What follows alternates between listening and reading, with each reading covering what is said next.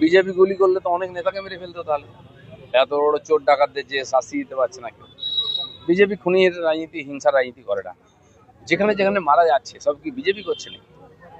এত চোর ডাকাত গুন্ডা বদমাস ঢুকে পড়েছে টিএমসির মধ্যে, পুরো পার্টিটা কবজা করে নিয়েছে। রোজ খুন খারাপি হচ্ছে, লুটপাট হচ্ছে, এবং যাদেরকে ওরা ওপার বাংলা থেকে নিয়ে এসছে ভোটার করবে বলে, তারাই সমস্ত এই ঘটনার পিছনে আছে। তারা আমাদের বিজেপির লোকদেরকেও মারছে, টিএমসির লোকদেরকেও মারছে, কারণ তারা সব অ্যান্টি সোশ্যাল।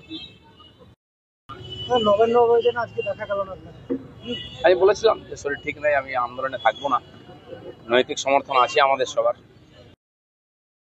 আমিও দেখেছি জাতীয় পতাকা রাস্তায় পড়ে আছে, এটা খুব দুর্ভাগ্যজনক। পুলিশ তার উপর দিয়ে মারাচ্ছে, পুলিশ লাঠিচার্জ করেছে। যারা আন্দোলনকারী ছিলেন, তারা জাতীয় পতাকা নিয়ে গেছিলেন, তারা হয়তো ভিড়ের চাপে পড়ে গেছেন, ছুটেছেন, হাত থেকে ঝান্ডা পড়ে গেছে।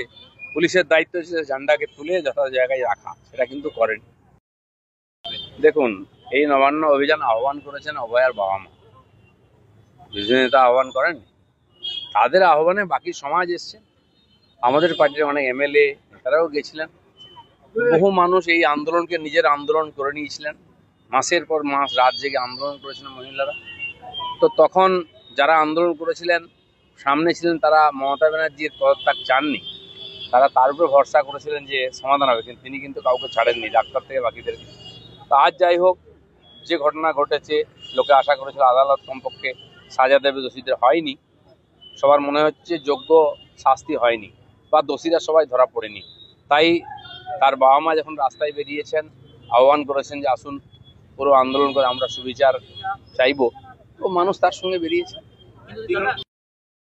আন্দোলন করতে গিয়ে ঘটনা ঘটেছে, অভয়ার বাবা মা শরীরে আঘাত পেয়েছেন, খুব লজ্জাজনক। একজন মহিলা নিজের কন্যাকে হারিয়েছেন, তিনি তো জাস্টিস তো পাননি।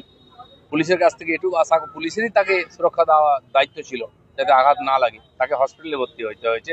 তার জন্য সরকারকে লজ্জিত হওয়া উচিত।